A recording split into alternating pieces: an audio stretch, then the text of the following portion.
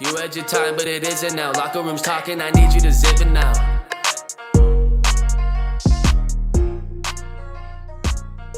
What do you mean you got to get up? Oh, you got to accept. Accept. You got to accept the these invite. I gotta be honest. Hey, listen, we were talking. Go ahead. Yeah, I was just saying, like, there's one thing to have a glass of rye. Like right now, I'm having a little zip of scotch, a little glass of scotch. Yeah. Jura, to be exact. Not bad. Easy drinking. Yeah. I recommend it. You, on the other hand, again, I'm not here to boo shame, but I just asked him, I go, did you get a large popcorn with that big gulp? Like that is a full cup of rye. Like some people, I worry when they have that much orange juice at breakfast. I say, hey, that's a lot of sugar. You got to keep an eye on that sugar. Think about that for a sec, Mitch. Let's just go. People get orange juice, okay? Yeah, sure. They go and we get these glasses of orange juice, like 16 ounce, 12 ounce, whatever it is. You know how many oranges that is? And I always say, would you actually eat that many oranges that would be the equivalent of the juice you just had? I mean, you're headed into planet Earth territory at that point. You have to bed down on orange. You got a point. My friend. To answer your question, I told you guys last week I got a little crazy, but that doesn't mean I stopped altogether. Listen, it's been a crazy couple of weeks at work. I'm tired. You asked me, was that like rye and water? I said, well, it's ice that's melting in. So yes, the answer is yes, kind of. And at the end of the day, it's been a week. I haven't had anything since that time, and just dabbling a little bit, just getting my taste buds back. I'm just bugging you. Everyone's allowed to unwind, if you will. Hey, life's tough. How many times have we said over 170 shows now? I might add. Welcome to RLRT 170. 170. That's crazy. That this is our Friday night. You know what I mean? This is our Friday or Saturday night. So for me, I'm going to sit back. I'm going to relax. I'm going to sit with my buddy, talk some sports, do my thing. This is what I do, baby. Talk about another couple things in between as well. Yeah, of course. So I got to tell you, can I throw something out there? No, you go. You know what? I talk too much. I know I do. I do. I know mine has something to do with something. Go on. Oh, okay. Now this is what I'm going to say. So Father's Day's coming up. This weekend. That's right. Lo and behold, Tamara, my wife, Roster, as you've come to know, did something wonderful for me. She says, hey, you need a break. And we're talking newly mother of two. Like our second's not even a year old. Like she just hit the 9-month mark, 9.5 month mark. Okay. Yeah. By the way, already taken 5-6 steps, can stand up on her own. Girl superstar. Hey, prodigy. Sometimes the thoroughbred is all about the genetics. It is what it is, right? It is what it is. We breed them. So she books me a massage. Like it should be the other way around. It should be the other way around. It should be, but it's not in this house. So she books me the massage, and then I was here today, and they phoned to confirm the appointment. Now they're phoning her because she was the one that set the appointment. And then I don't know about you, Mitch, but I could overhear it. I pipe up and I run over and I go, hey, make sure it's a girl masseuse, okay? I knew you were going to say it. I knew. Yeah. She's like, oh, yeah. So I had to. Now, Mitch, I don't know about you. And this is, look, I'm not saying anything bad about whatever. You know me. I'm as politically correct as they come. Sure. Let's go with that. I'll throw the fastball down the middle, okay? Okay. But hey, you think I care about a curveball? Not even close. Point is I don't know. I find it chiropractor. I want a guy. I actually don't want a female touching me when I go to the chiropractor. But when I go for the massage, hands off, boys. Hands off. How do you feel about that? Well, listen, I agree with you. I would prefer a woman. I don't think there's anything wrong. I find it weird that we have to justify this. I'll be quite honest with you, but I guess in this world you kind of have to today. I don't think there's anything wrong. Chiropractor, I don't care. I mean, you're cracking my back, but yeah, when it comes to a massage, I'll be honest, I've had massage by both a man and a woman. To be honest, I prefer the woman. I don't know. It's just my thing, but it doesn't mean that I won't go to a dude. I mean, I'll go if it's absolutely, let's say there's no one else. And let's say I forgot to ask and I happen to be with a gentleman. Hey, it is what it is. No big deal. But yeah, I don't see why it's a big deal to say. And let me throw this at you. For them to ask, it's them that's like, the company obviously has to ask, because it's not just you and me that has this. A lot of people seem to have a preference, right? So hey, don't feel bad. Mitch? Don't feel bad. It's not you. No, it's no, them. it's not me. You know what I think it is? I'll tell you what it is. I equate it to going out to the bar and having that waitress, waiter, bartender, whatever it is, where you know you're not going home with them. You know nothing's gonna happen, but you know what? You sure as heck want to try, right? Absolutely. You want to know that it's like the ultimate wingman syndrome. Right. Mm-hmm. You know, like now, like when you're married, are we not the best wingman of all time? Like, not, no, we like, are. We are good. Anyways, I just thought it was funny. I'm like, I think a lot of guys are, probably say the same thing. Right. But yeah, I was just like, oh yeah, you make sure it's a woman. Hey, I don't know. I just, I don't like getting nervous. That's my relaxed time. It's a downtime.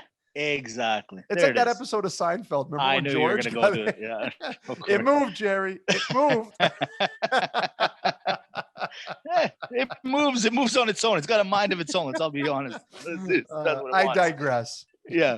You know what? Speaking of wingman, when you're talking about a wingman, you also have to talk about the captain. I want to start this podcast with a huge Maga call out to Simon Kager, captain of Denmark, that's playing over the Euro this week. Last week, or a couple days ago, or on the weekend. Yeah, about almost a week ago. Yep. This guy pulls off the captain of all captain moves, Dimitri. So here I am. I'm at the Bonacere, home of the 10 cent, watching a little bit of the soccer. All of a sudden, you see a guy collapse. You don't know what's going on, whatever. The gentleman that collapsed was Christian Eriksen from Denmark. And the guy basically had a heart attack right on the field. And here comes Captain Simon Kager running over, puts him on his side, takes his tongue out of his mouth.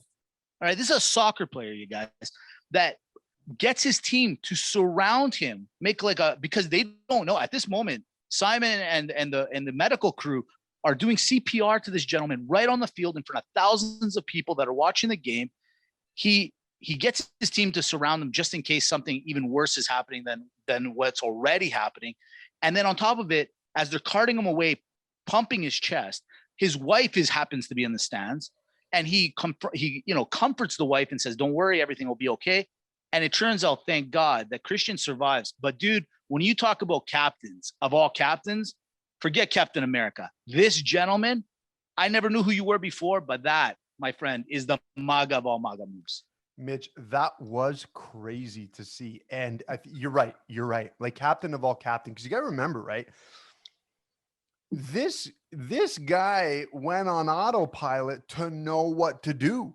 And he did all the right things. Like, you don't know if he's having a seizure. You don't know if he had a heart attack, aneurysm. I mean, the list goes on. But what he did know was to do all of this. And I sure as hell hope that that UEFA finds, or FIFA, whoever, or all of them, or both, but they find some way to really recognize that. So I watched it live. I don't know. I can't remember if we talked. Did you watch the game live? I know you're in and out of games, but yeah, I kind of missed him falling, but I walk in and I see everyone surrounded. I didn't know what happened, but okay. Watching all of this was crazy. Yeah. Yeah. I watched it live, and it was, you know what the weird thing is you sit there, you watch MMA and boxing, Mitch, and all of a sudden, like, you'll watch a guy take a hard hit to the face, kind of like what Lopez is going to get from our boy George Kambosos this weekend. Okay, but we're watching UFC, we're watching boxing. These guys are making each other bleed, and you have those whoa moments, right? They're a little bit cringeworthy at times.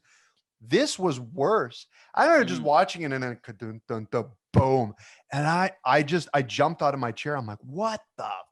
And Tamara comes in and she's like, we're all in hysteria. What happened? Kudos to this guy. I can't believe it. All that saved his life. Like, let's call what. Dude, the doctors said, like, a couple of days later, the doctors were interviewed, and he said, we had lost him. He was gone, and we brought him back.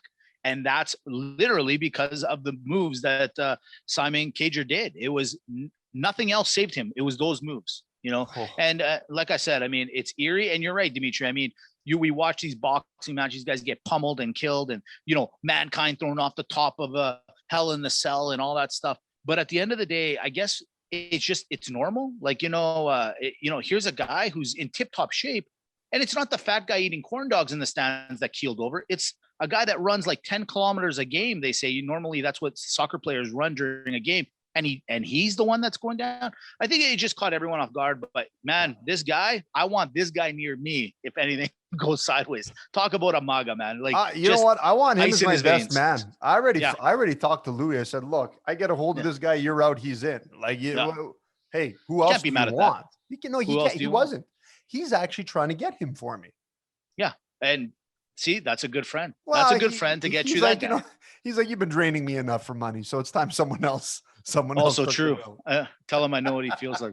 What's on the itinerary, and where can everyone find roster us? Episode 170. We bring you live on live here in Real Locker Room Talk. Look, we're going to talk all the playoffs that are happening right now. We got the NHL. We got the NBA. We alluded to it a little bit, gave you a little bit of taster.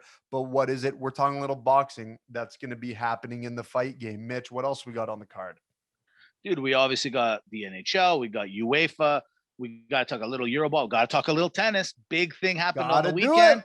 We got obviously Quick Pick 6, Rapid Banter, and Maga Malaka. Sit back, grab a rye like me, or grab a little scotch like Dimitri's. Whatever suits your fancy. Hey, maybe you like those little seltzer sodas.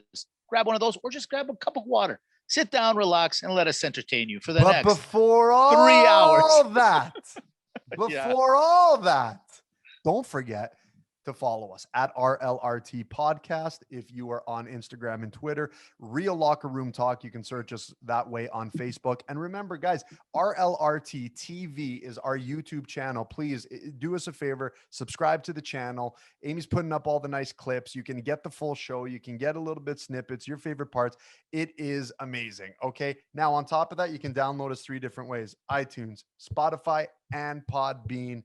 And, I don't know what else to tell you, but just do all that. Do it for us. If not for us, do it for you. Do it for you. Do it for your kids. How about for Father's Day? We're better than that Coco Melon crap they're watching. Well, this is much more entertaining. Coco Melon. That's every dad's like nightmare. He's like, you know what, honey, I'm gonna go downstairs and listen to a little Real Locker Room Talk. And then all of a sudden you do that, and you're like, oh my god, we're having a trigger. Just don't get into the Wiggles. I don't think Kostaki will get the Wiggles, but if you get into the Wiggles train, man, holy smokes! Oh, let's hope not. From there, Quick Pick 6. Here we go. Love it. Heavyweight. Would you rather be the heavyweight UFC champ or the strawweight unified boxing champ? Heavyweight UFC champ. AAA MVP in baseball, or majors. You're in the majors, but you're a bench utility player. Bench utility player. Side question: would you rather be Triple H or Shawn Michaels? Oh, Shawn Michaels, man. Come on. I knew you were going to say that. I knew it. I just knew it. I'm just saying. Would you rather be the head of your NHL's video management team or the head of the equipment management? Video management. Video management. Come on. I don't even like going to my wife's underwear drawer. I'm going to wash a bunch of jocks. What are we doing? Come on, man. Come on. They do more than that. They fix skates and stuff. Imagine you're a big celebrity. Would you rather have a huge entourage or fly solo? You know what? Believe it or not, fly solo. I don't believe it. I'll be honest. Not from you. Yeah, that's for not damn huge. Sure. No, look, I'd be like the movie, like the show entourage. I just give me the 5-6 people.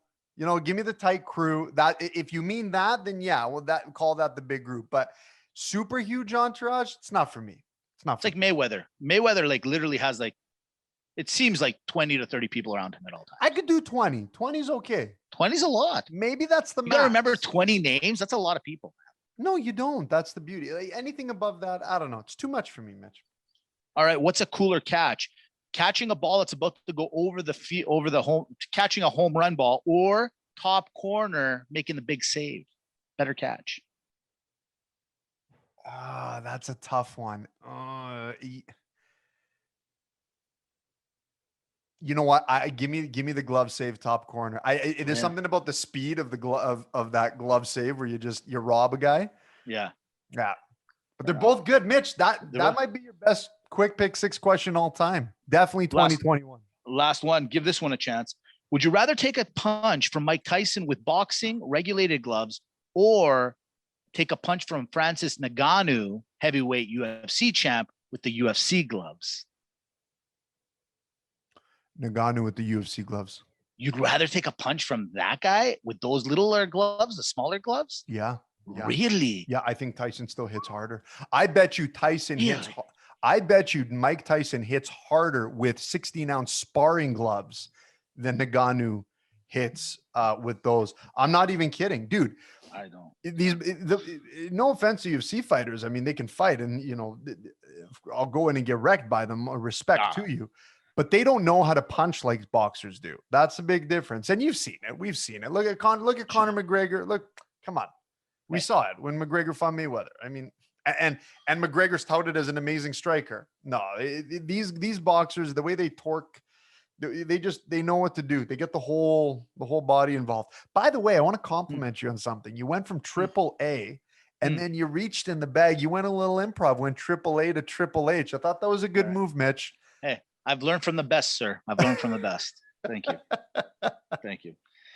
Since we finished off with a little of the fight game, let's start the whole podcast and all of it with the fight game. This coming weekend, it's George Kambosos Jr., RLRT's very own, versus Teofimo Lopez, the champ, the guy. He's got all 4 belts. They're going at it this coming Saturday. Dimitri, look, I'm not the biggest fight guy. I can't give you the tail of the tape, as they say.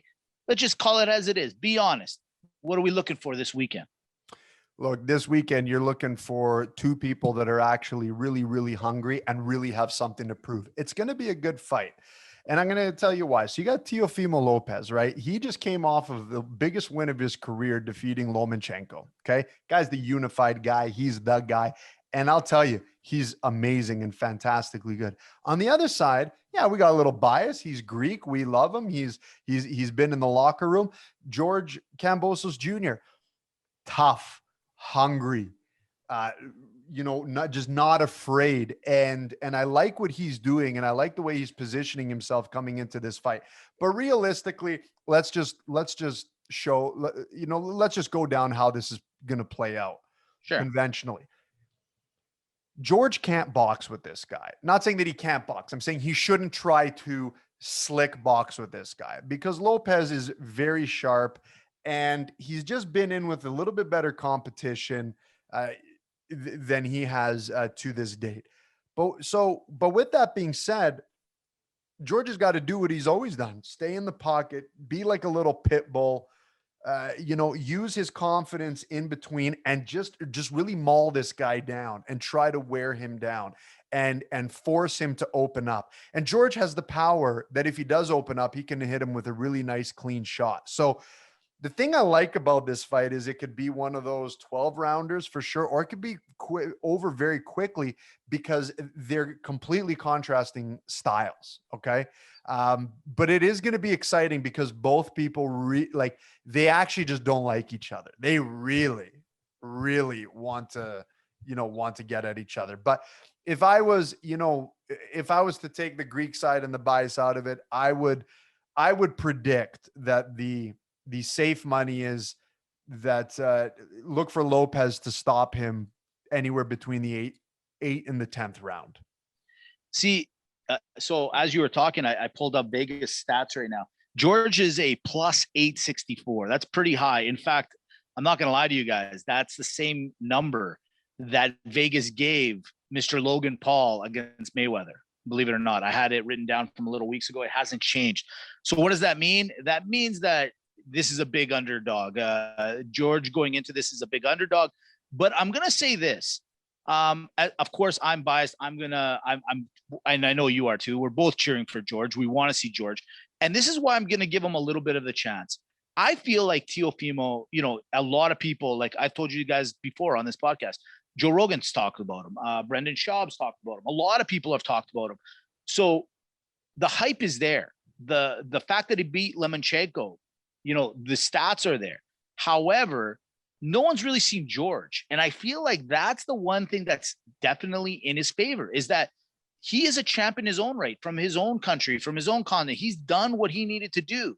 So reverse the roles, take Teofimo out to Australia. People might be saying the same thing to some degree, maybe not really, but you get my point. Yeah, I think that Teofimo, being that this is his first defense of the championships, I think the nerves are there. I think George knows that he can get in his head a little bit. He knows the pressure is all on him. And if George sticks to his game, I think we might be able to see a major upset. So I agree. I know Alex Torres has said, like, guys, don't be crazy. You know, he's not going to win this fight. You're saying kind of the same thing. And I get where everyone's coming from.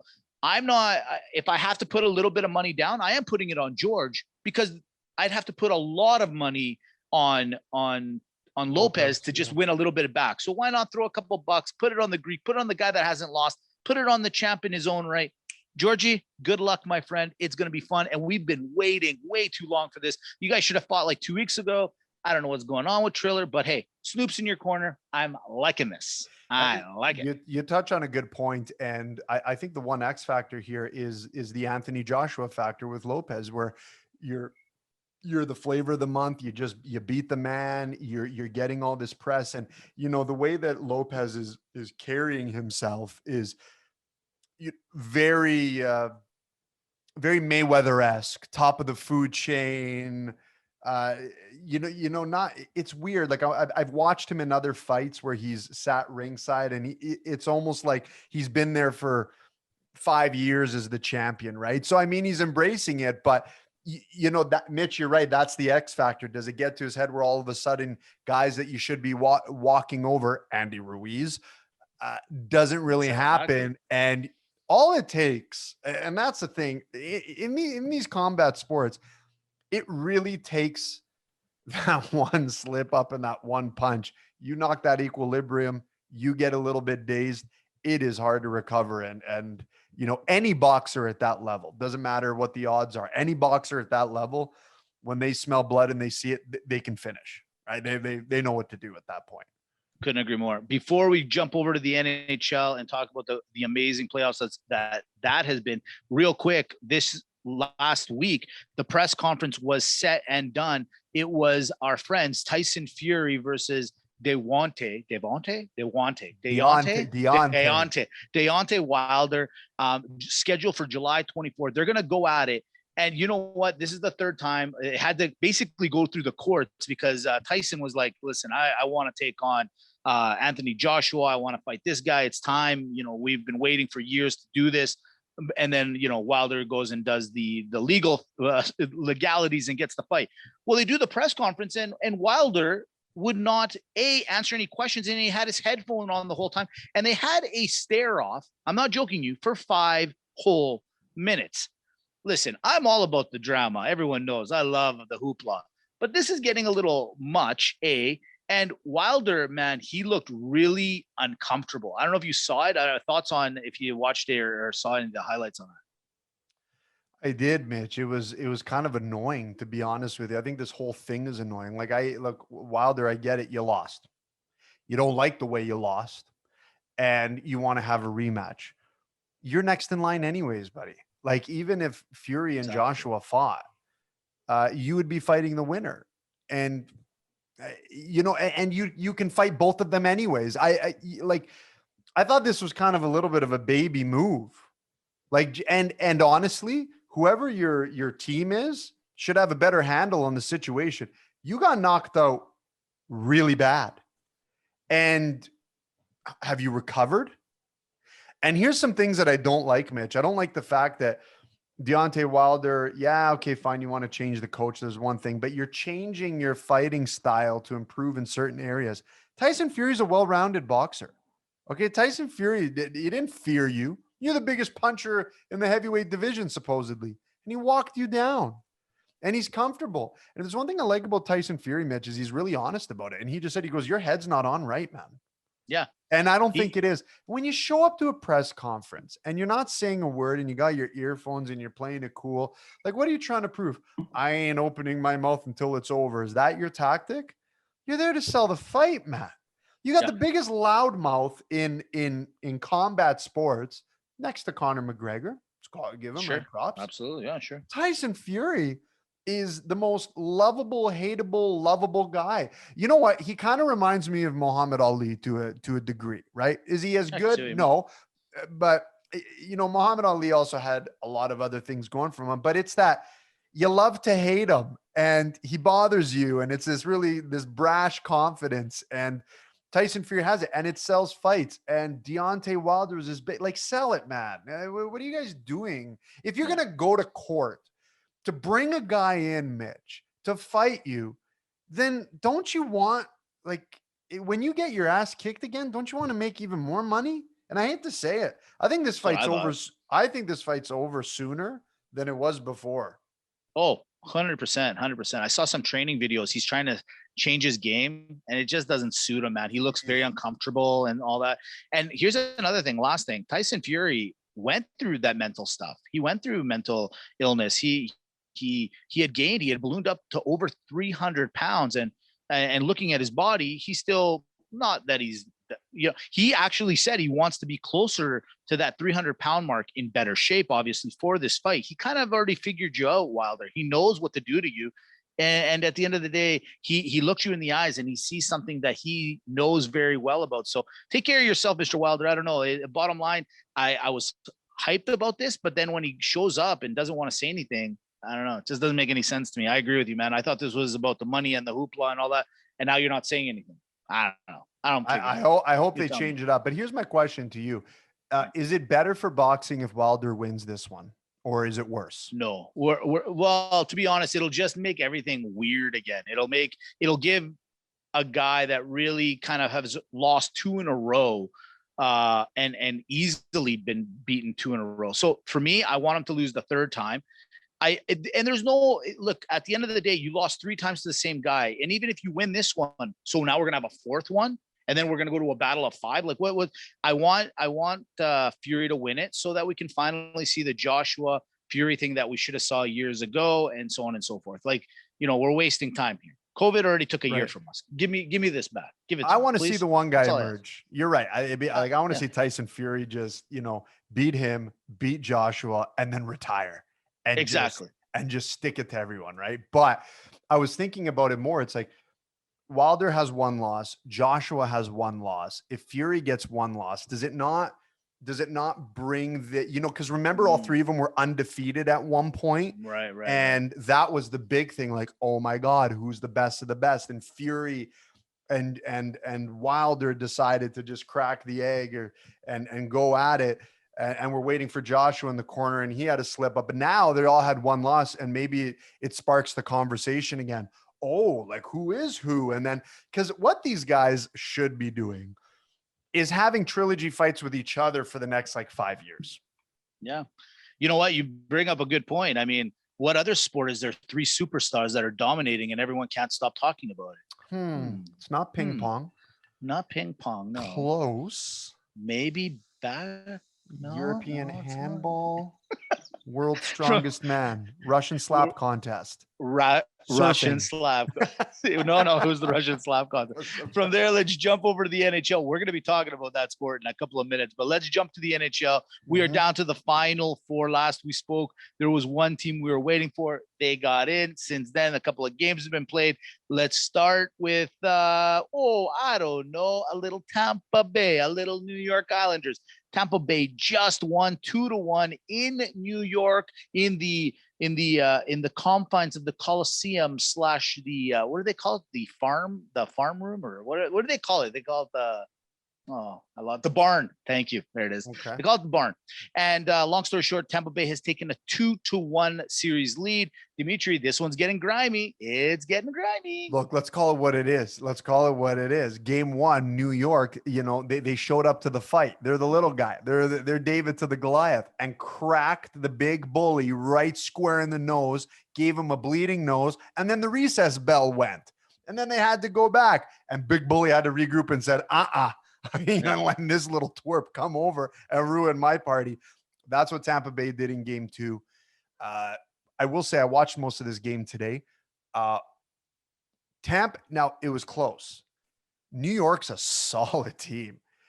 But again, Tampa Bay is so good that I think that bloody nose got healed, and now they got they got a little bit of a handle on this team. And it was weird. There's like a couple disallowed goals going back and forth on each side. It was an awkward game, but I still like Tampa Bay here.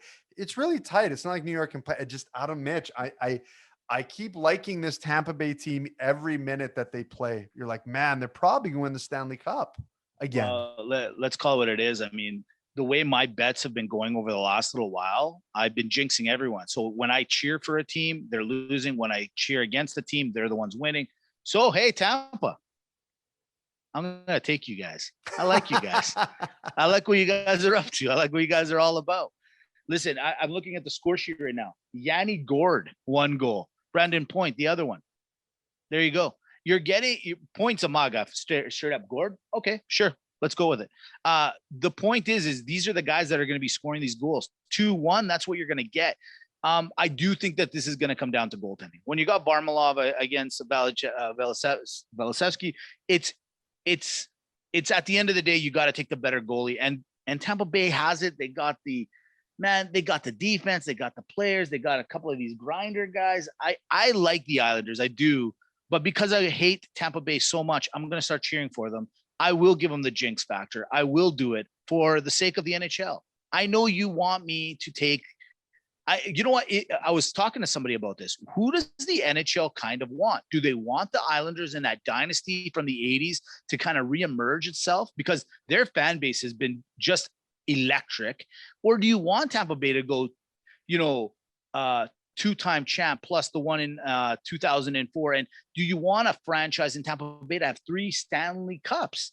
But the fan base, granted, Tampa Bay's got a decent fan base, but is it maybe better to break it up a little bit? I'm thinking the NHL kind of wants New York back in the fold a little bit.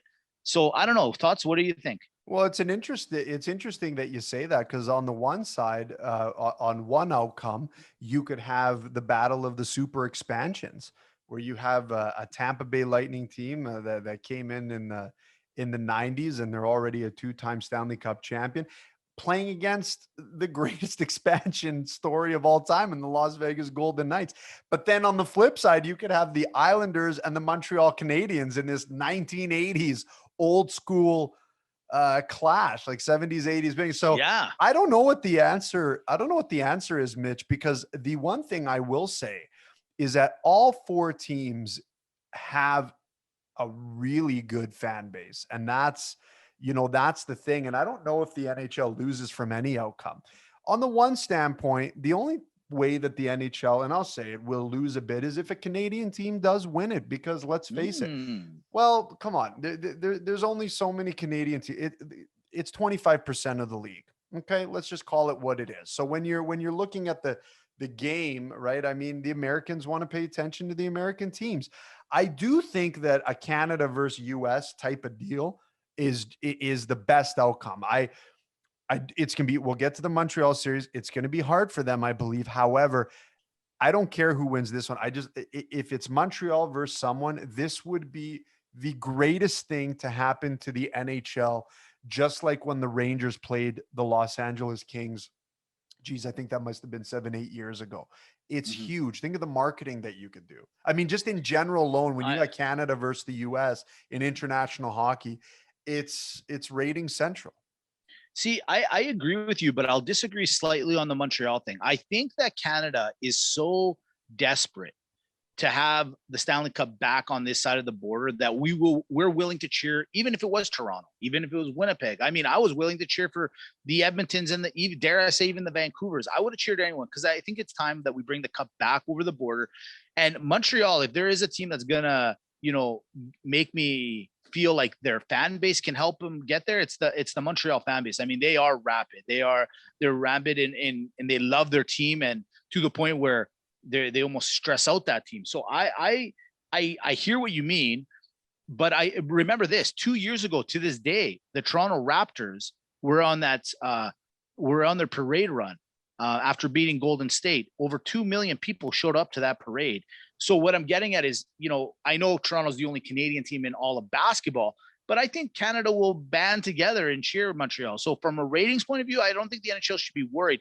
I do agree with you. You're not going to get a lot of ratings out of the States depending on who it is. But Montreal, New York, not bad. I could see that one. But I can see what you're saying. You're true, but basketball's a little bit different, Mitch, because number one, there's only one Canadian team. Number two, they played the Golden State Warriors. So you had every basketball fan want to be engaged because we're talking about this. Look, they were a dynasty team. Maybe not in comparison to others, but this was a dynasty team, especially in the last decade in basketball, in my opinion. Sure. And so it doesn't matter. Like, could you imagine if, we're basketball, the game today, there's Brooklyn, Milwaukee. I mean, could you imagine if it was Toronto, Milwaukee? No, you're right. It would be a little bit different. Then you got some issues. So number one, Canadians love basketball. There's only one Canadian team, so all of Canada is going to rally behind them. But the Americans didn't mind watching that happen because they had Golden State in there, and it's the Americans' game as well. In hockey, I don't disagree. I'm not talking about the Canadian fans. I'm just talking about the engagement south of the border. So if you got, if you got Montreal versus the Tampa Bay Lightning, you might have a lot of people just turn it off. Now you got Vegas versus any one of those teams, different story. Well, before Canada even gets to the Stanley Cup, we got to talk about Las Vegas, Montreal. Montreal riding a 7-game winning streak, shutting, as we all know, sweeping, winning 3 straight against Toronto and then sweeping Winnipeg. They go into Vegas, game 1. They get trounced 4-1, 4-2. And then all of a sudden, last night, they said, hey, how you doing? We're from Montreal. We're going to tie the series. And they do. 3-2 last night, taking one away from Las Vegas at home with, by the way, 19,000 people at the game. God bless you, Las Vegas, for all and everything. Long story short, ladies and gentlemen, it's Montreal. It's Las Vegas. I don't know what to say here. I told you what I did in Tampa Bay. So Tampa, I hate to say it, I jinxed you. You guys are done. So it's going to be the Islanders versus who, Dimitri? So I'll tell you what, I believe that in both of these series, you have a same matchup. You have Tampa Bay and Las Vegas, which are clearly the better teams on paper, star power, top to bottom. These are the teams that actually should win, right? But then you have these 2 rabid dogs that are just, again, they're not afraid to, it's like the video game Punch Out. Let's use another bloody nose reference, right? Your little Mac, just, they're fighting the King Hippos and the Super Macho Mans and the Piston Hondas. You know what I'm talking about. I can't believe you remember all those names. That's crazy. But I still remember the code to get to Mike Tyson. That's hilarious. 00737355963. Anyways, whatever. It doesn't matter. Who needs a game genie? So point being is Montreal, I still think it's a really big uphill climb for them to beat Vegas. However, they impressed me last game because, if we look at what happened, they were up 3-0. They actually responded well and dominated the game. And Vegas, credit to them. They came back, they tried to make it close and they did, but Montreal responded. So, you know what, man, I don't know. I really want Montreal to win, Mitch. I really, really, really do. But I just, you know what? I'd rather eat my words and be wrong. So I'm just going to say Vegas, Tampa Bay. I still think Vegas is got the team. Hey, what do I do for you? We said it at the beginning of this podcast. I'm your wingman. Watch this. Hey, Las Vegas, how you doing? I like you. I really like you. In fact, I think you're going to win this series, Las Vegas. How you like them apples? Look, in all honesty, on paper, this team, I'm looking at both their teams, and I guess they're more evenly matched than you think. Really. But Vegas does have a few more superstars. My humble opinion is that Las Vegas, technically, they need this more than I know this sounds messed up of what to say. They need this more than Montreal. Here's a team, year 1. They literally go to the Stanley Cup Finals and lose to Washington. Year 2, they are, if not the President's Choice or President's Trophy winners, they're up there somewhere.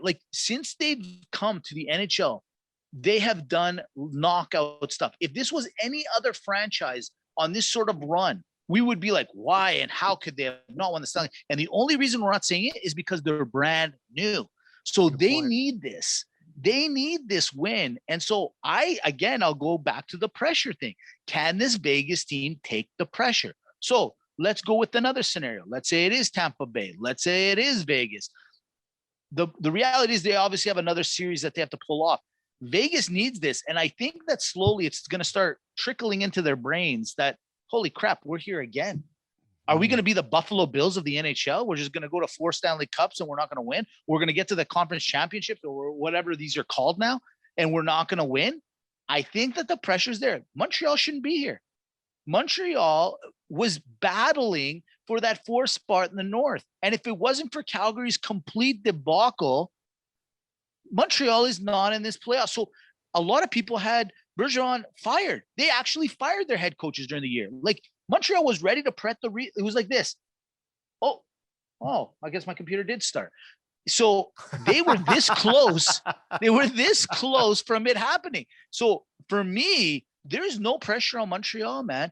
Montreal is, as you've said it in the past, on house money. No pressure, no problems. So I'm going to do you the solid, partner. Hey, Vegas, I'll see you in the next round. I'll see you in the next round. Hopefully this works. Let's see if it works. I'm actually sad that if this works. You know this, right? Because that means everything I've ever believed in is mush. I have to go out the mush. You're mush. In fact, I'm going to tell you a story later. Yeah. We're just inviting guys over for the game. Is Mitch coming? Oh, man. Damn it.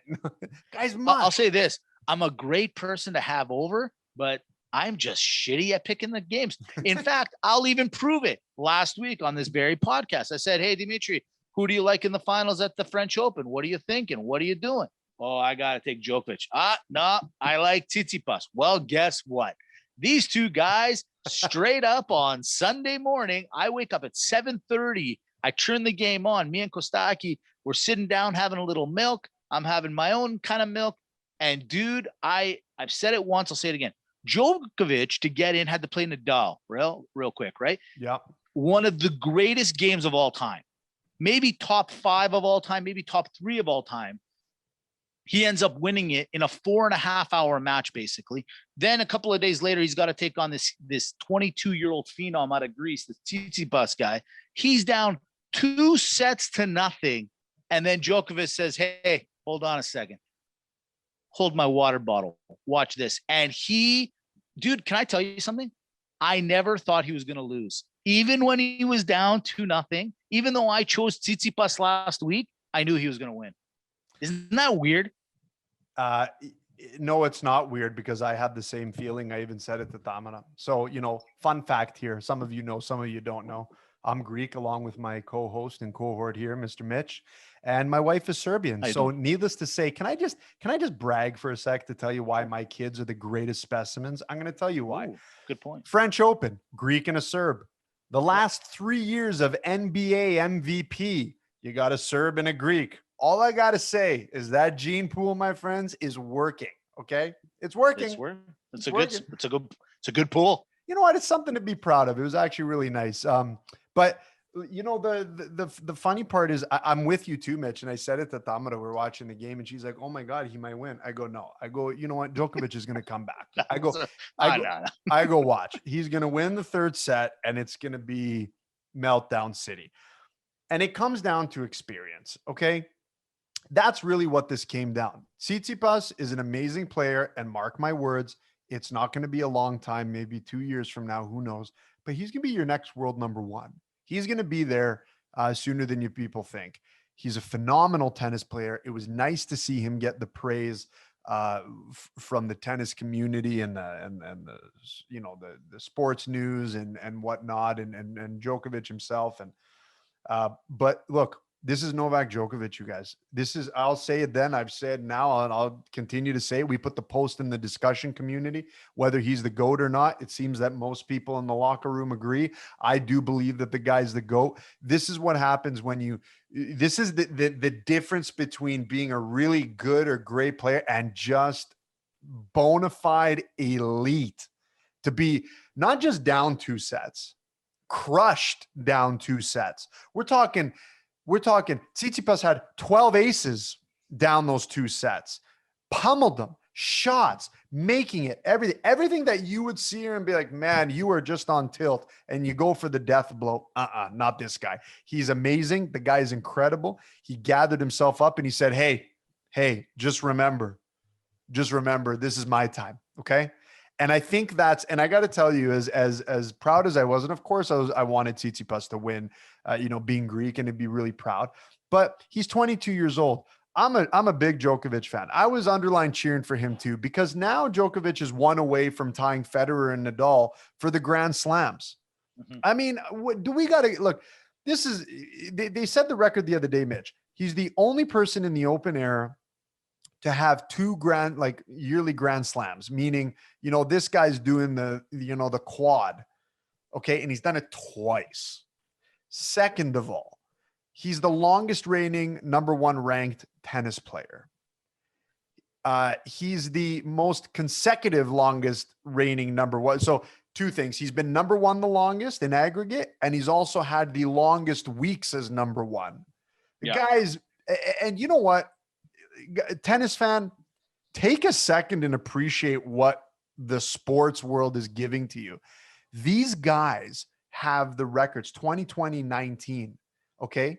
I believe the 4th is Pete Sampras, if my memory serves me correctly, at 14 Grand Slams. And Sampras had to play against really Agassi and Boris Becker to get there. Only at the end did Federer come. These guys got to go through each other. Yeah. And they each have the record break. This is incredible. It's incredible. So when I look at Djokovic is the youngest out of the 3, and this is what I'm saying. He's 34, Nadal 35, Federer 39, and Djokovic has had to scroll, and Nadal too, in all fairness. They've had to go through each other to do this. Mitch, it's crazy. It is. And where I was going to say is this. When we first started this podcast, I'm going to tell you guys a quick little story. I'm actually kind of really proud of us, and I'm going to pump our tires a little bit. When we first started this, we said, we'll do NHL, NFL, heavy, NBA. Dude, here we are talking about tennis, UFC, boxing. And I hope that the roster understands, like, I love this. I love sports, but I am really becoming a big fan of all these other, like UFC. You would never really caught me watching UFC before, not because I didn't like it. It's just I didn't care for it. But now I'm intrigued by it. Tennis, I woke up at 7:30 in the morning on a Sunday to watch this match. And that's not a joke. Sure, my son was up, but we were watching it together. But the point is, I'm really enjoying that sports is so fun right now, and it's amazing. Dimitri, while you were talking, I quickly, something came across my head, and I don't want to cut down. I don't want to be the party pooper here, okay? But here's the thing. Tsitsipas in that game, why is it that I felt that even when he was up 2-0, he was going to lose? And the reason is because the new caliber of players, and I think that this goes for all sports. I'm going to be quite honest. We're not going to see those killers anymore. Djokovic is a killer. He's 35, 34, whatever he is. I just pulled it up. His first major, how old was he? Yeah, he was 20. I know that. He was 20. He was 20 years old, and he beat Roger Federer. So reverse it. Tsitsipas, this was your coming out party, and you didn't show up. You got late to the party. Everyone went home. You got the times wrong. I'm not saying that Tsitsipas won't win a couple of majors. He will. I'm not saying he's not going to be maybe ranked number 1 at some time once these guys leave. But what does that mean exactly? That these guys have to leave the party for you to be the best looking guy at the party so you can get some girls? Well, congratulations. The point of the matter is you had an opportunity to put yourself in that category for a minute. Because at the end of the day, when we're talking about tennis, we are going to talk Federer, we're going to talk Nadal, and we're going to talk Djokovic. And the fact of the matter is, I'm sorry, man, you broke down. Was it experience? Yeah, of course it was. Was it age? Sure it was. But I just told you, Djokovic at 20 did what you had the opportunity to do, and you're 2 years older than he was. And he knocked out Federer, which easily was number 1 at that time. Easily. So with that being said, Tsitsipas, I'm proud of you. Elada's proud of you. Everyone's proud of you. But, dude, the road that you're about to climb is much larger as I go through the stats. Djokovic is, with all due respect, he is a Sidney Crosby. He is a McDavid. He is a Lemieux to this sport. So to just think that Tsitsipas, just because he made the finals and played in that, he's going to be in that. No, I mean, everyone has their day. Don't get me wrong. I think he's good, but dude, he doesn't have that killer instinct that I wanted to see. He was up 2-0, Dimitri. He was up 2-0. I think he has I think he has the killer instinct. It's not that. I actually think but I don't think so. He doesn't have the right attitude when and he cried at the end. But you know why? He cried. Buddy. He cried at the end for two reasons. He lost, and then he found out after the match that his grandma died. No, he found out before. Okay, listen. Before. I'm sorry. He found out before, by the way, okay. Zuisimas. I agree. You're right. Yeah. Okay, that makes you actually that actually puts you in like I am the shittiest. You're shitty. You are a shitty guy. You know why? That's why you don't drink big gulps or rye. You got that cup hold on a second. Really turns you into a jerk. No. One second. He knew. I read reports where he knew before. So if that's true that he found out minutes before the game, Mitch, do not go where you're going. He was up 2-0. I'm just saying he was up to. If he found out after, then I get why he cried. But all I'm trying to say is, listen, he was emotional. I get it. I was kind of joking. Point being, dude, I am gonna say this. Wait, let me finish. I don't mind people being emotional and crying, but if you're gonna be a killer, you can't. I'm sorry. I know you died. I'm being honest, man. I'm being honest. Come on, I'm sorry. No, because you know what? I'm just gonna be honest. There's no crying in baseball. No, there isn't. There shouldn't be. Mitch, I think what he lacks is the maturity when he's down and when he's facing it. That's all there is. Novak Djokovic, stone cold. Yes, he's a killer, but he also knows how to conduct himself and knows, okay, things aren't going my way right now. Doesn't mean it's always going to be like that. That was the difference. Tsitsipas had 3 sets. He had 3 sets to take care of business. And it was the fact that you saw it. He started getting angry with himself. He started hitting the racket. He was this, he was that. So he does have the killer instinct because you saw it in the way that he plays. You're wrong. You're talking about 2 different things. No, I'm not. Dimitri, to be a killer, I'm not saying he can't be a killer in a couple of years. He's not a killer right now. And that killer instinct sometimes, my friend, is something that you're born with. You can't just grow it, and I'm sorry, like, dude, he was up 2-0 against the champ in the biggest of stage, the brightest of lights, and he fell apart. And you're right. He started talking to him. So I saw it. He was yelling at himself. He got into his own head. I get it. Funny. So but some people are just like that, man. So I was watching it on TSN, and this made me laugh. So you know how tennis is famous for doing like the slow motion kind of replay, like in between commercials? Yes. They had Tsitsipas. Something, he was upset at himself, and they did the slow mo and they pan right in his face. And as he's walking, you can clearly say he's like Aderegamoto, right? And he just like blasts it out. And it's funny because TSN has no idea what he's saying, but every Greek knows. He just basically threw out the equivalent of the F-bomb. It was amazing. I was laughing so hard. No, man, proud of him. I'm happy he got there. I just hope. I'll be honest. I guess maybe I need to see one more, but I'm not gonna hold my words, Dimitri, because I saw what I saw and I felt what I felt. I just gotta be honest about it. Speaking of Greeks, from there, my friend. Yeah, speaking of Greeks, we could go to the NBA, or let's quickly go over the Euro. You know why? It's on. Let's talk about it real quick. Let's go through our picks from last week just to see what's going on. Well, let's see what happened. Yeah. So Euro's on. All those, it's actually been not bad. I haven't watched it as much as I wanted to. I got to be honest, been busy at work. But here we go. Group A: Italy, Wales, Swiss, and Turkey. That's the rankings right now.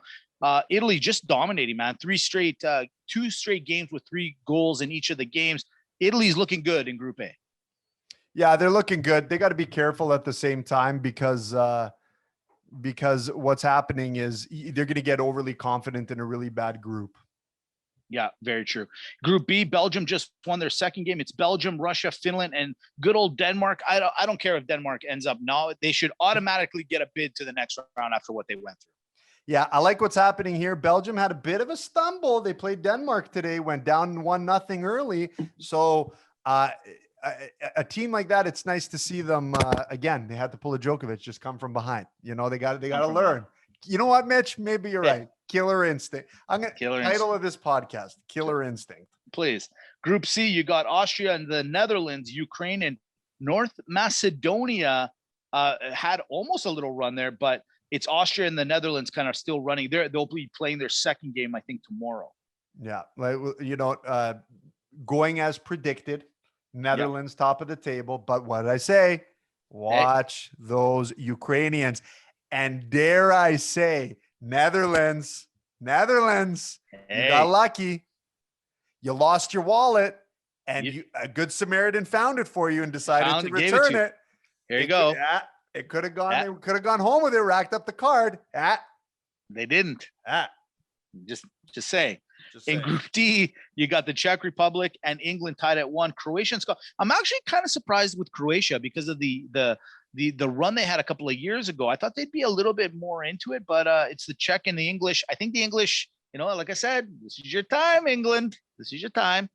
Yeah, it'll be interesting to see. I still think England has this one. It'll come down to Czech Republic, Croatia. That's what we want to see for second place. But yeah, England, man, it's for the first time, they don't have like those remarkable superstars because, let's face it, in North America, Canada, US, especially, we see a lot of English soccer. It dominates our channels. And so we have this affinity to glorify the English teams in every major tournament. This is the first time in a long time that, they got Sterling, great, woo, right? Like there's no Beckham, there's no Lampard, there's no Gerrard, there's no, but they're fast and they're tough. They're little mosquitoes this year. They're little mosquitoes. I like mosquitoes. That. The mosquitoes of England.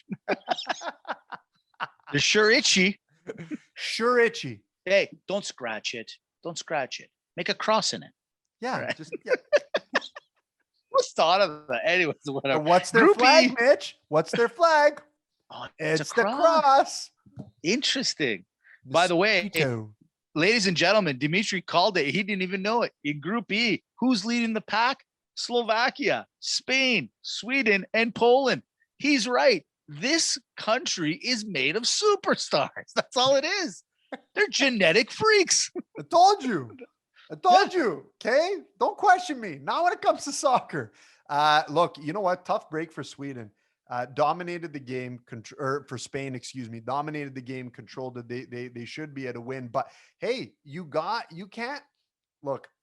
Sorry, Spain. This is not the team you had 10, 12 years ago. Okay. You can't, there's no Iniesta, Javi, like all those guys. Okay. So it's a little bit of a different squad. Just put it in the net. Don't, having possession for 80% of the time, that's great, but come on. You know what Sweden lost? That little wrench that they have in those IKEA things. You lose that thing, you're finished.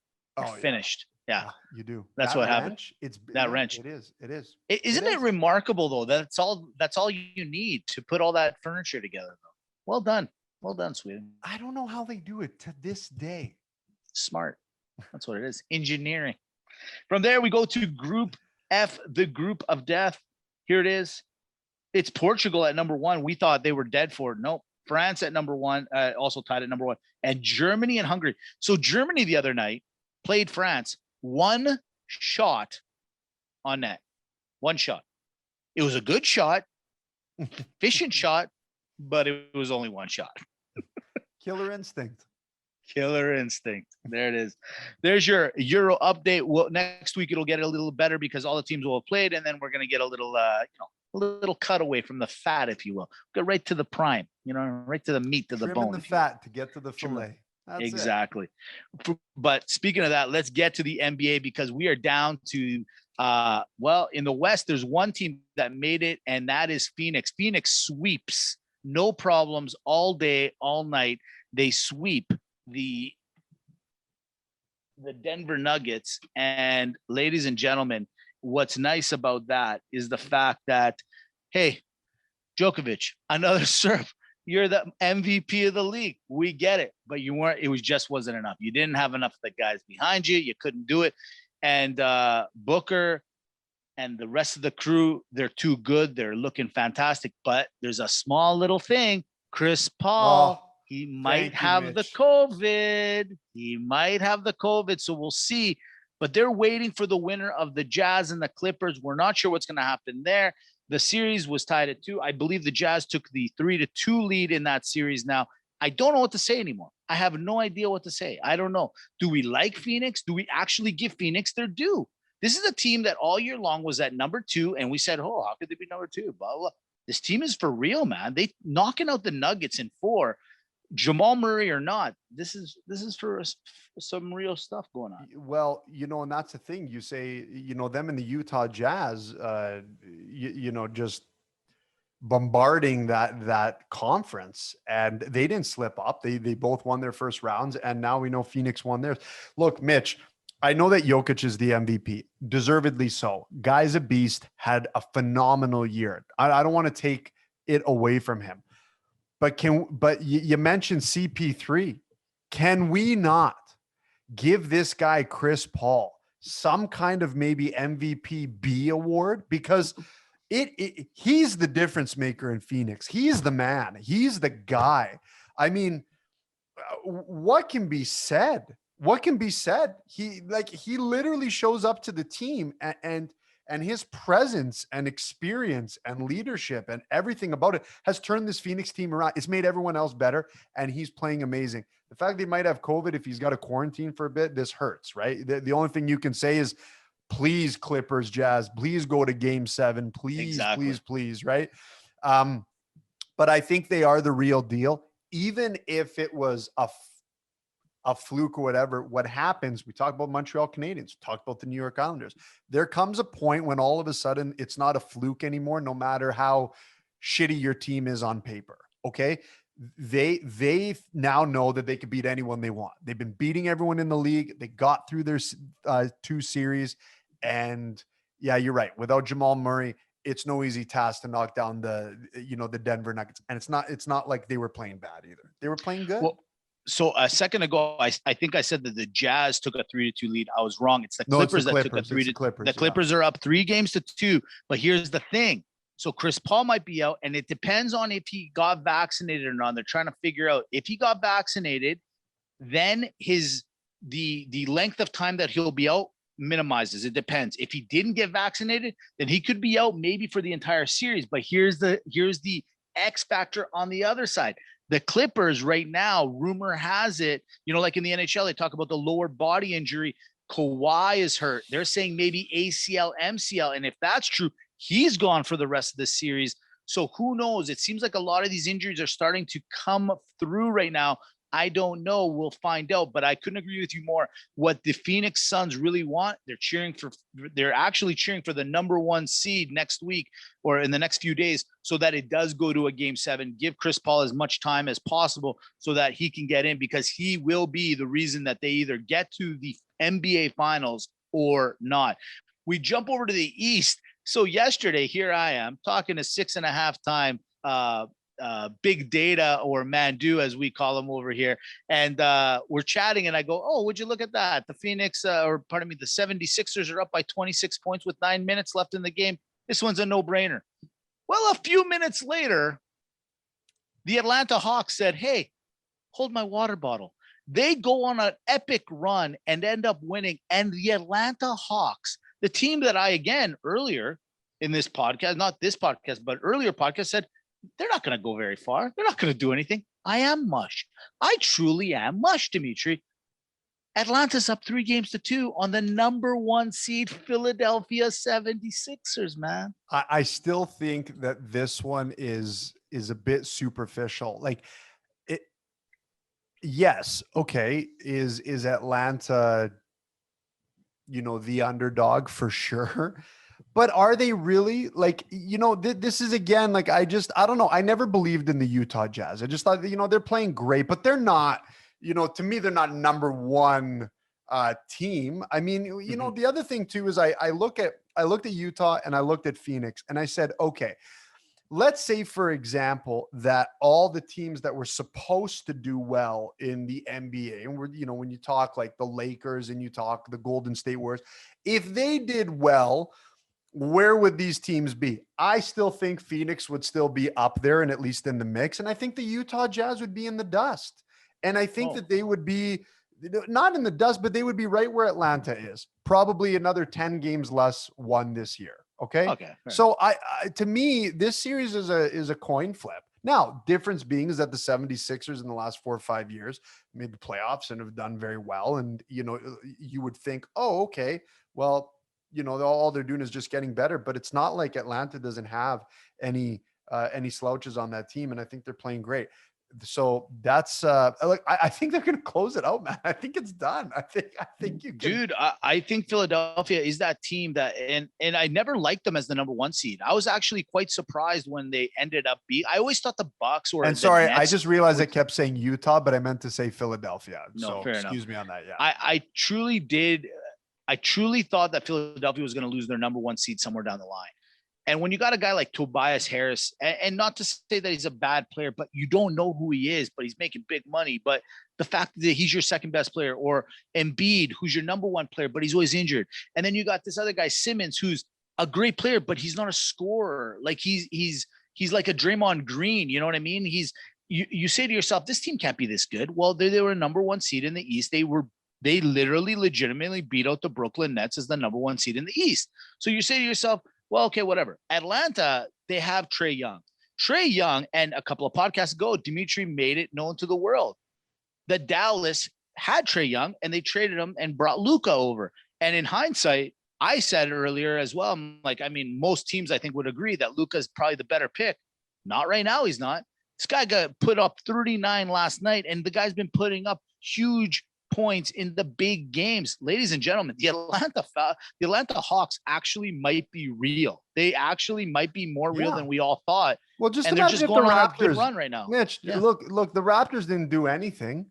Mm-hmm. So if the Raptors were the Raptors of the year before, they would have taken games. Mm-hmm. That's what I mean, right? So I looked at Philadelphia. It's like it's a kind of a superficial record in their case, in my opinion. Right? It's fun, man. You know what? Hey, look, I'm not going to say anything because I don't want to jinx anybody. Bottom line, it's actually a much more fun series. And by the way, Atlanta was down by 24 points in the third quarter with 2 minutes and 10 seconds left. And if you go to any of those analytical stats, Philadelphia had a 99.7% chance of winning at that moment and somehow lost this game. Yeah, the Green Bay Packers did that with Seattle years ago too. Yeah, it happens. Why are you doing this? Why are you doing this? What, did I say something? Did I say something? Speaking of losing a lead, Here we go. Can we just talk about the Nets and the Bucks real quick? Man, we knew this was going to be a great series. I think we both predicted this was going to go to 7 games. So the Nets take the first 2 games at home. They go back to Milwaukee. They give up those first 2 games. They'll give up the 2 games. The series is tied. They go back to Brooklyn. Then the Bucks are playing pretty good, not bad. And then Durant went off in one of the most epic playoff games of all time, Dimitri. Durant showed the world why he is, as he calls himself on Instagram, easy, what's it called? Easy sniper is what he calls himself, his handle. This dude, 49 points, 17 rebounds, and 10 assists. One of the greatest playoff performances of all time, my friend. Tonight, they're back in Milwaukee, and Giannis and the boys tied the series. We are going to a game 7. Dimitri, do the Bucks have a chance in Brooklyn? Yes, they do. They should have won game 6, or excuse me, they should have won game 5 in Brooklyn. You're talking about they had a double-digit lead. They were coasting from the second quarter all the way to the third. They should have closed it down. And then when Durant went on fire, they got on tilt. Again, another Greek who just couldn't handle the heat once it came on. Something about these Greeks, man. I don't know what's up, I don't know what it is. I mean, look, Yanni, you can't even take a pass like when you know in the last seconds of the game to hold on to get yourself in a 1 possession to try it out. And you guys, this was, and it wasn't just Giannis. It was, the whole team collapsed. It wasn't right, but you got to put it on Giannis. Sorry, man. Sorry. No, that's you're 2-time MVP. You and Tsitsipas. I don't know what's going on. What happened? What happened to the killer instinct? Does Athena not have a killer instinct? What's going on? I don't know what's going on. I just want to know this. I'm just saying. Stop with the siestas. Regamoto, stop. Okay. You know what? Stop taking naps. Yeah, I agree. So you know what? I still think Brooklyn's the favorite. I'm gonna go out and say I think Brooklyn's gonna close it out in game 7. But if your question is, does Milwaukee have a chance? Oh yeah, they do. I actually counted them out after the first 2 games. I go, yeah, here's another case. You know, you got Durant, you got Kyrie, you got Harden, you got. Do we forget about Blake Griffin? Like I know a guy, but hey, as your fourth, no, but Mitch, you know, as your fourth guy, Yeah, no. you know, it's kind of like Respect, the Lakers with Rondo. You know, at one point he was something, and you have a guy like Rondo, Dwight Howard is your fourth, fifth, sixth. You'd rather have them than not have them. I agree. Yeah, right. Yeah. So when Milwaukee won those games, I go, oh my God, okay, maybe you know what? Maybe I counted them out too early. They got a chance. It's going to be tough. The only thing that's on their side is do those 3 specifically, and I'm talking in Brooklyn, not Brooklyn. I'm reading the jersey. Yeah, Brooklyn. Oh, Brooklyn. BKLYN. It's kind of cool. Brooklyn. I like it. Brooklyn. Yeah. Yeah, Brooklyn. I wonder if those 3 collectively can handle the pressure of a game 7 like this. But Mitch, ultimately, what you're looking at here are the NBA champions, whoever comes out. I'm telling you, that's it. Oh, yeah. Oh, yeah. Hot take. Yanni's got to, I'm telling you, if there was ever a time that Yanni could win a championship, it's right now. It's right now. We talked about it weeks ago that he's got to do it. It's for like Milwaukee has to do it for him because there might be trouble. But you're looking at the competition that's left. You don't got any Raptors. You don't got Golden State. You don't got the Lakers. The Clippers are a lame horse. The Nuggets were a lame horse. You know, and come on. I mean, to sit here and to say that you won't have a chance against like Philadelphia, Atlanta, Utah, Mitch, the time is now. The time is now for that team. Couldn't agree more. Listen, as I'm looking at the stat lines right now, here's the big thing. For the Nets, Durant had another crazy game, 32 points, 11 rebounds, 3 assists. The weird thing is James Harden, he must be injured, 16 points, 5 rebounds, 7 assists. And last game, he had less than 10 points. But you move over to the Bucks, and Giannis did what Giannis does, 30 points and 17 rebounds. Mr. Drew Holiday had 21, 8 and 5. And then Chris Middleton, 38, 10 and 5. As we said at the beginning of this, it's the 3 versus the 3. It's the big 3 versus the other 3. But Irving's out. And come Saturday, we'll find out if Kyrie's in the big 3 versus the other 3. You gotta go with Brooklyn. But I always said this is gonna come to defense. And you know what's funny? When they play in Milwaukee, the games have been lower scoring for some reason. You go out to Brooklyn, and these have been high scoring games. So again, if Giannis and the boys can just settle them down just a little bit, they got this come Saturday. Well, they got to remember they did have it. Game 5 was theirs. Yeah, true that. Agreed. Right, don't be so mad at him. Why are you? I am mad, Mitch. Can I just say one thing? You want to be mad about something? Yanni, look, you know we love you. You're 2-time MVP. You're Elena. You're Greek. We love you. We always love you. But dude, what's with the free throw line? Why are you taking so long? Like, dude, somebody wrote this. I thought it was the funniest stat. He got clocked the other day, 13 seconds to take the shot. Usain Bolt runs the 100-meter in less than 9 or less than 10. Usain Bolt runs the 100-meter faster than Yanni shoots a free throw. And misses. Yeah. And miss. Well, yeah, that's the thing. Yanni. You got to work on them. You got to get out of the mind like Tsitsipas. You guys got to get out of this. Get out of there. You know what? Yeah, what's going on here? Get out of there. Mitch, the issue is that the Greeks were thinkers.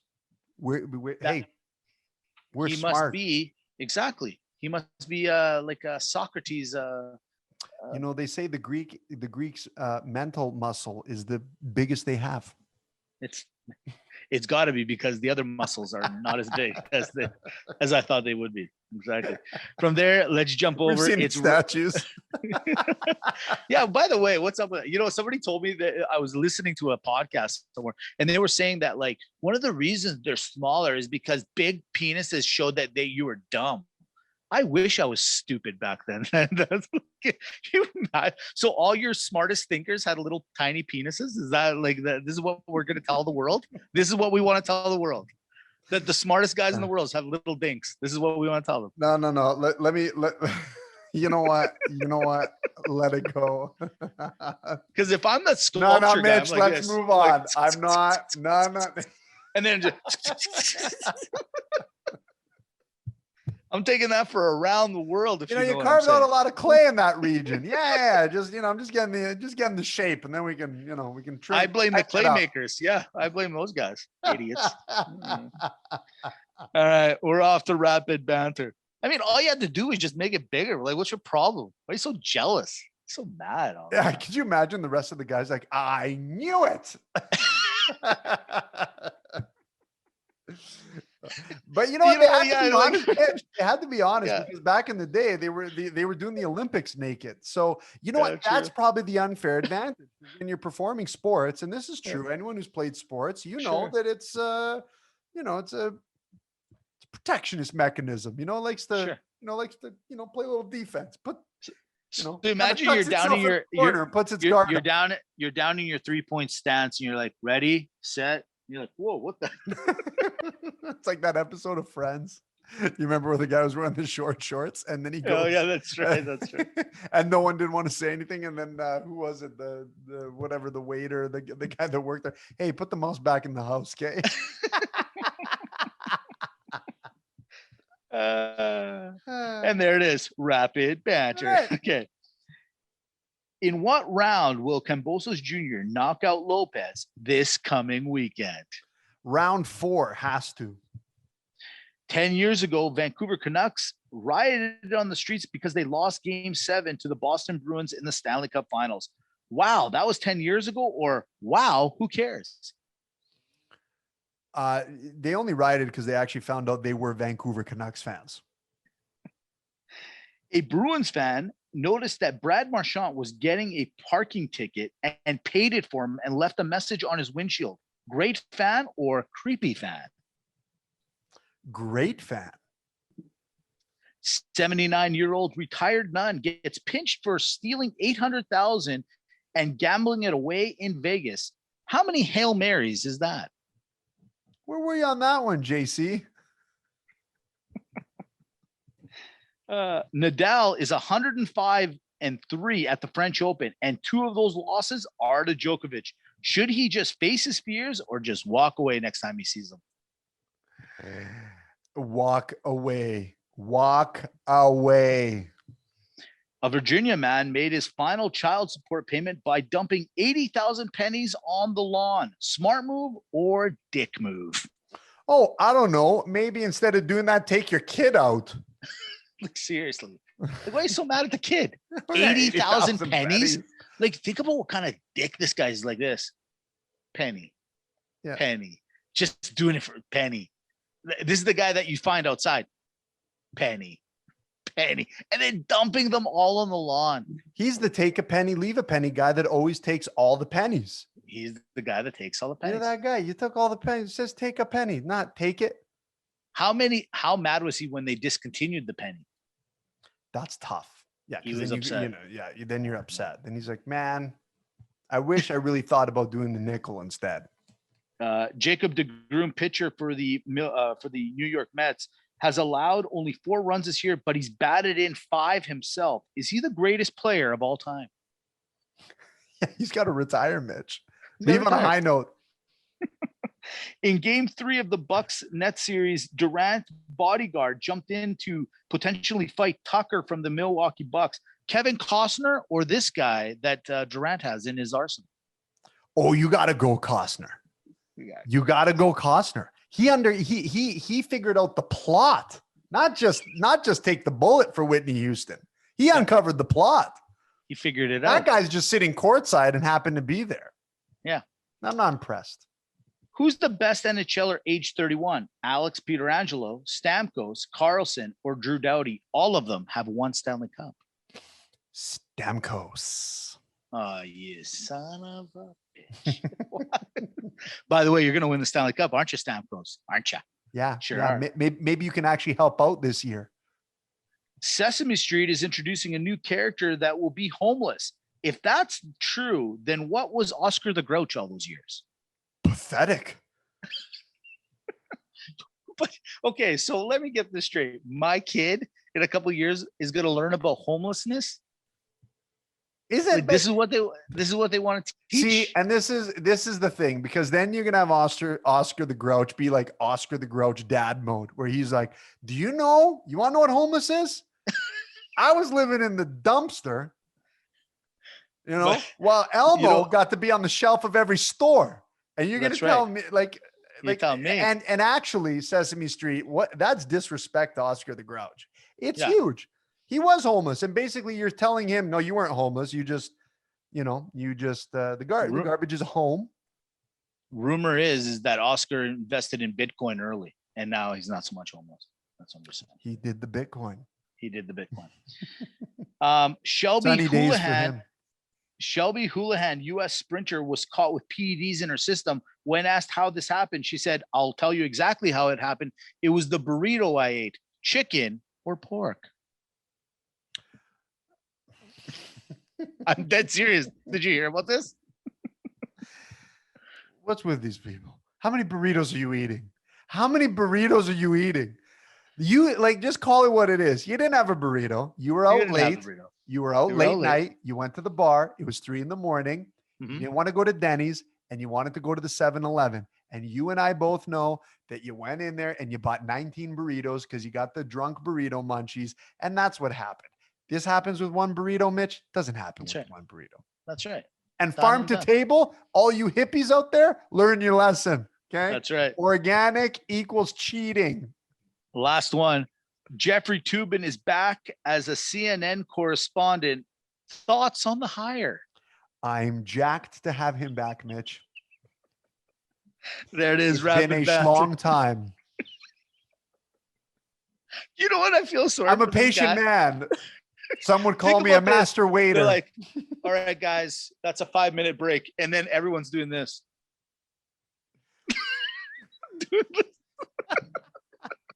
I wonder how waiting. They're like, Jeffrey, we're like, buddy, this guy can't go to the bathroom without people thinking he's just doing whatever. He can't have his own dressing room without a screen door, basically, so that people, every time there's a break, this dude is throwing them under the bus. But I have to admit, though, talk about second chances in the life.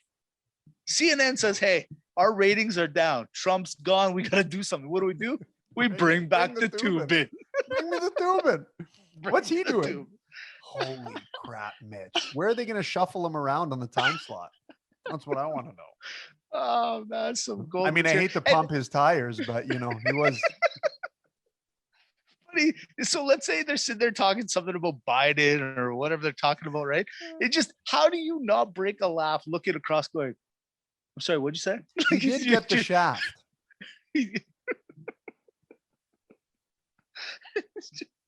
Like, he's an idiot for taking this job back, especially being online. Like, if you were a blogger, maybe I could get it, or a columnist, but to be live, people are just going to mock you. You can't make any move. Everyone's going to be looking at you just going. Just like the whole time. Just the whole time. CNN must be hurting. You're right. Like, they must be. This is. Just throwing that out there. It's got to be, right? Great. Like, what else? What are the reason? It's like, oh, man, ratings are down. All right. What do we do? Guys, should we call Trump? No. That's extreme. Are you guys crazy? No. I got it. That Toobin guy, we bring him in. That's what we're gonna do. That's what we're gonna bring in the Toobin. We're gonna bring in the Toobin. I love it. All right, RLRT, it's Maga Malaka time. Here we go. So I said it a couple of minutes ago about Giannis. Giannis takes a long time to shoot a shot. Takes about 10 to 13 seconds, and you only have 10 seconds to shoot it. So he's taking a little longer than he should. Just like Toobin. With that being said, it's Maga Malaka. Things that are worth waiting for. Oh, Maga Malaka, things that are worth waiting for. I like it, Mitch. Okay, let's see what you got. They may take a little while to happen, but is it worth happening? Your paycheck. An apology from your wife. Is that on the list? It is now. Hold on. Your first one is the paycheck. Maga or Malaka. Every 2 weeks, get paid. Maga Malaka. Doesn't matter the size. It's always worth the wait. Cha-ching. Maga it is. I couldn't agree more. How about this one? Every Greek and non-Greek or other people, lamb on the spit takes about 4 or 5 hours. Maga or Malaka, is it worth the wait? Maga. It is. I agree. Buying your first house. Buying your first house. Malaka. Yeah. Everything you saved up and you think you're doing the right way, and you just watch that money be gone. And you know when you get to see it again? When you're 65, and then your kids get to have it. And you're like this. Oh, I'm paying down equity. Nah. Oh, the NMAX bill. By the way, it's too bad you can't get some of that back from the NMAX people. You know what I'm saying? Mitch, don't do it to me. It's late at night. Don't do it to me, man. Don't do it to me. How about this one? Holding your baby for the first time ever. Oh, cue the Full House sound bit. Yeah, of course, Maga. Absolutely. Yeah, all right. Come on. All right, here's one for you. Waiting for next season, your favorite sitcom series or a show. Maga or Malaka? I'm going to go Malaka as a whole. There's only very few that are actually worth the wait, right? I agree. Sopranos, Game of Thrones, Breaking Bad. You said it. See, the GOT, the Game of Thrones. I'm still mad about that final season. I can't get over it. That's why I'm Malaka with you. We'll talk. No, but it was worth. But everything else is not really worth the wait. And you know how I know it's not worth the wait? Because now everything is streaming. Now people just watch in hordes. Like people actually don't want to wait. They just want to wait for the whole thing to come out and then watch it That's true. all at once. So no, the majority of stuff not worth the wait. Yeah, that's actually a really good point. I hate to say it. I'm that guy. How about going on vacation? Maga or Malaka? Things worth waiting for. You know what? I'm going to say Maga. Yeah. See, I agree. It is Maga, but you know what the one thing about it? You wait, and especially maybe it's just the COVID situation. Because what vacation do we have right now? Nothing. Oh, right. I got a week off and I'm in my living room. But when let's say you go to Greece or you go to Mexico or something, agreed. But it's like you're hyping it up. You got to get it all in a week. I feel like you're always rushing your holidays. You know what I mean? That's why I always take at least a day, sometimes two, before I leave on the holiday as part of my holiday. Yeah, that's good. I like that. Good for you. Yeah. Smart. That's smart. Hey. Here we go. Let's get to the nitty gritty. Is it worth the wait? Finding your soulmate. You know what? I'm gonna say Malaka because no. Yeah. No, like you know what? If you're like late in your 40s or 50s, for example, and no, it's not worth the wait. You and Noah and I know it's slim pickings at that point. Hey, couldn't agree more. I know more than you think. Yeah, when it comes down to it. We're all married here. It's not worth the wait. Yeah, maybe the first 3 years. Maybe the first 3 yees of dating, 6 months into the marriage, and then after that.